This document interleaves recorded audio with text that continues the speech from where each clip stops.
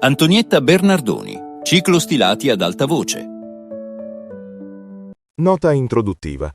Il testo che segue è la trascrizione fedele e verificata di uno dei numerosi ciclostilati diffusi originariamente dalla dottoressa Antonietta Bernardoni tra gli anni 70 e 80 nell'ambito della sua attività medica e politica legata alla salute mentale.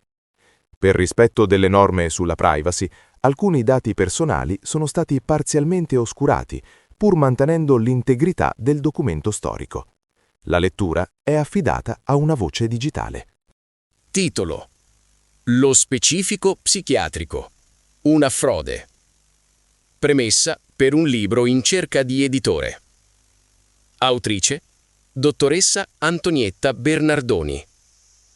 Luogo e data: Modena, agosto 1979. Di tirannide antica, l'essenziale, nucleo riproduttore, trarre in salvo ad ogni costo. Mimetizzati come guastatori in campo avverso, tatticamente cedere sul resto. Non è questa la vostra strategia, amici clandestini del potere, oggi accerchiato della psichiatria?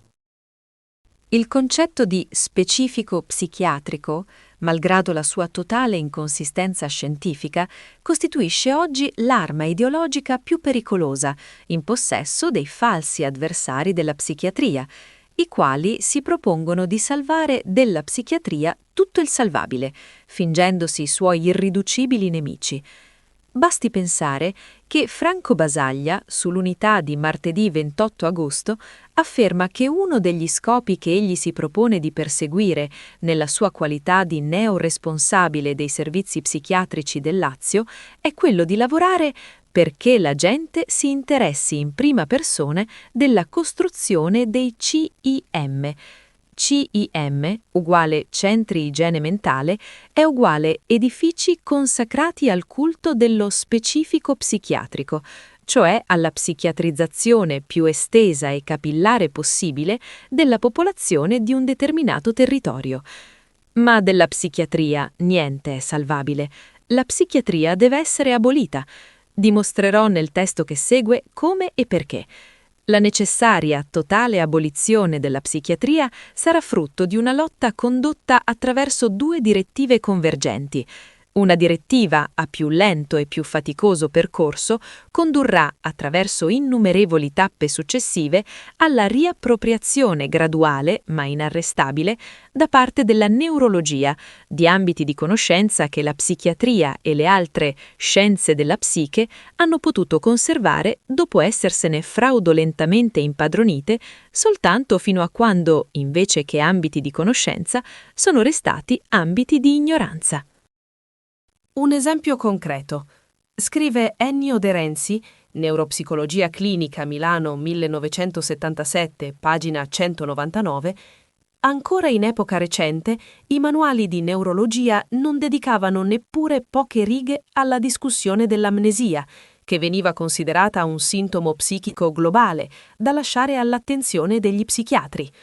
Questa indifferenza non è oggi più giustificabile e va affermato a tutte lettere che i disturbi della memoria entrano a pieno diritto nella sfera di competenza del neurologo. La lotta a più breve scadenza e più ampio raggio contro la psichiatria è quella che oggi sta conducendo avanti, in Italia e nel mondo, l'attività terapeutica popolare. L'ATP è nata appunto come strumento non solo di crescita ininterrotta a livello personale e collettivo, ma anche come strumento di superamento di difficoltà sinora erroneamente considerate di carattere personale e di pertinenza psichiatrica. Il trattamento psichiatrico non solo non è in grado di permettere di affrontare e superare tali difficoltà, ma non fa che aggravarle. Esse possono invece venir superate mediante una solidarietà collettiva, continuativa, fatta su misura dei bisogni da soddisfare. Si liberano in tal modo energie che possono poi venir utilizzate nella lotta per una società nuova, ove il libero sviluppo di ciascuno sia condizione del libero sviluppo di tutti. A questo proposito vorrei osservare che se la formula è di Marx, l'aspirazione corrispondente non è soltanto dei marxisti, ma coinvolge tutti coloro che avvertono come irrinunciabile il diritto a vivere una vita degna veramente di questo nome, non una vita illusoria che sia pura e semplice sopravvivenza.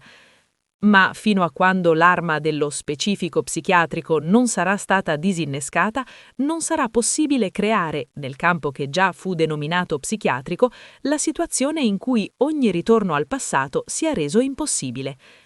Ma paragonare lo specifico psichiatrico ad un'arma rappresenta forse una analogia piuttosto debole. Le armi infatti possono venir sottratte al nemico e usate contro di lui. Non così lo specifico psichiatrico. Chiunque faccia adesso ricorso non ha scampo.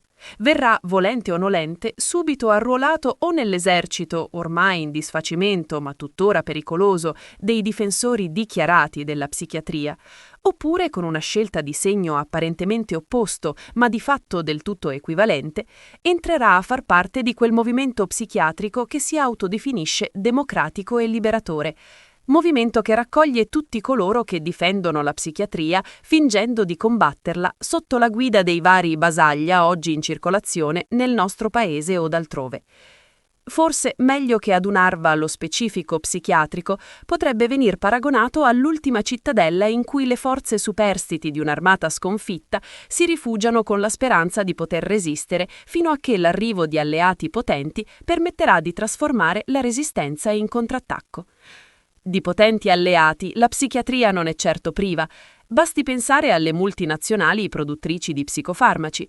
Per sventare propositi di questo genere occorre oggi quindi aggredire lo specifico psichiatrico, ultima sacca di resistenza, distrutta la quale si sarà veramente creata in campo psichiatrico la situazione in cui ogni ritorno al passato sarà diventato impossibile.